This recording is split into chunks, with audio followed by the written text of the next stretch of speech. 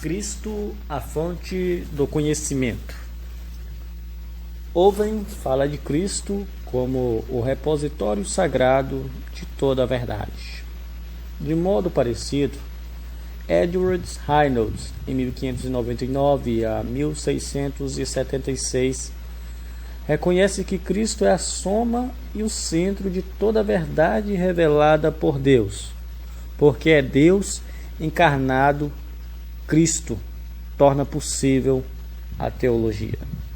Aliás, Owen faz distinção entre a teologia do Deus-homem, de Jesus Cristo, e a teologia de todos os demais.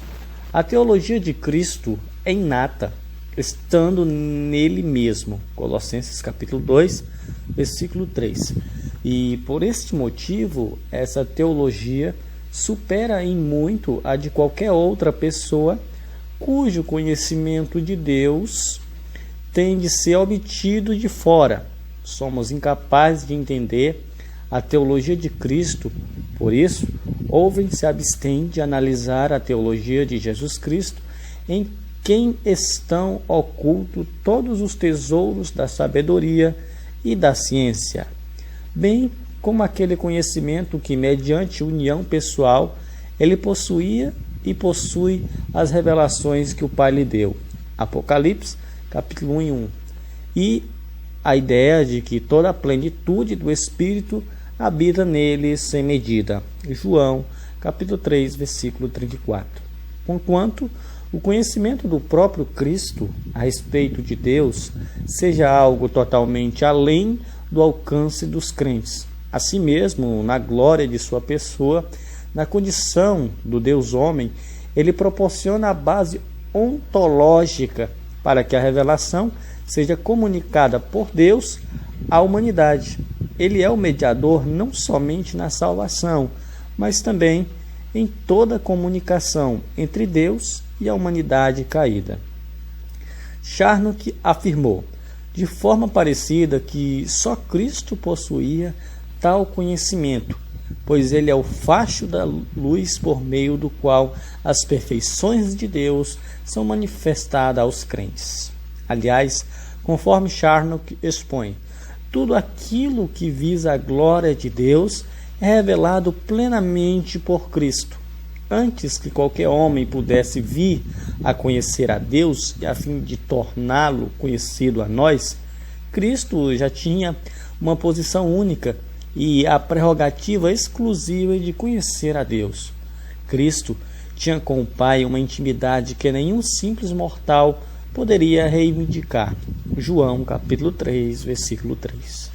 Só Cristo entendia desde a eternidade os mistérios secretos de Deus, porquanto, conforme Charnock assinala adiante, só Cristo estava interessado neles. Mais do que isso, Cristo foi o meio do primeiro descobrir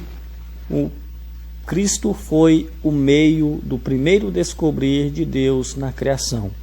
Provérbios 8, 22. Cristo é a sabedoria e o poder de Deus, não somente na criação, mas também na redenção. Charnock escreve, assim como na criação, agora o Filho comunicou a todas as criaturas alguma semelhança de Deus, e como a finalidade da criação é declarar Deus à criatura racional, era mais do que apropriado que o Filho de Deus, que no princípio fez com que o Pai fosse manifestado na constituição do mundo, fizesse aquelas declarações adicionais e necessárias acerca de Deus, assim como a bela imagem que a razão imprime na mente, imagem que emerge com autodescoberta da mente em falas e palavras, é a mais apta para expressar realidades interiores do sentido, pensamentos, conceito, natureza e postura da mente. De igual forma, a palavra essencial de Deus se veste de carne, provém de Deus para nos manifestar a natureza e os pensamentos de Deus. Aquele que é a palavra de Deus é o mais apto para manifestar a natureza de Deus. Ninguém, além do Deus homem, tem a capacidade de declarar perfeitamente a revelação de Deus, de sorte que o sumo fim da vinda de Cristo foi revelar Deus. João, capítulo 1, versículo 18. Para os puritanos, tais como Charnock, Over e Golden, esse conceito cristológico deixava implícito que nos que diz respeito ao seu conteúdo, as Escrituras dependem de Cristo. Cristo revela Deus não somente a homens, mas também a anjos. Os anjos têm conhecimento de Deus por meio de Cristo, que foi um instrumento mediante o qual foram criados. Na verdade, quando os anjos viram Cristo crucificado na cruz, abandonado pelo Pai, sepultado no túmulo, ressuscitado dos mortos e ascendente aos céus, aprenderam mais acerca de Deus e sua natureza, mais acerca da profundidade de sua sabedoria, da riqueza de sua graça e do poder de sua ira, do que havia aprendido mediante todas as ações de Deus no mundo. Em todos aqueles 4.000 anos em que já tinha existido, em Cristo, todos os atributos de Deus se manifestam e recebem glória. A teologia natural pode dar ao homem um conhecimento obscuro dos atributos de Deus, mas em Cristo os atributos de Deus reluzem, porque têm em vista a redenção. Cristo é o palco, diz Charnock, em que todos os atributos de Deus atuam em seus papéis. Há um sentido profundo em que o Evangelho revela a Deus de uma maneira que a lei jamais poderia fazer.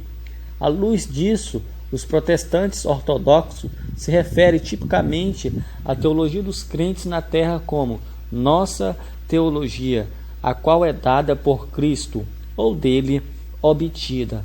Essa teologia revelada é apenas teologia derivada, ou é síptica, e por esta razão é finita, em contraste com a teologia original ou arquetípica, que é conhecimento infinito que Deus tem de si mesmo e que somente Ele possui. O conteúdo da autorrevelação de Deus é comunicado por meio de Jesus Cristo, mas essa comunicação acontece no contexto de uma aliança.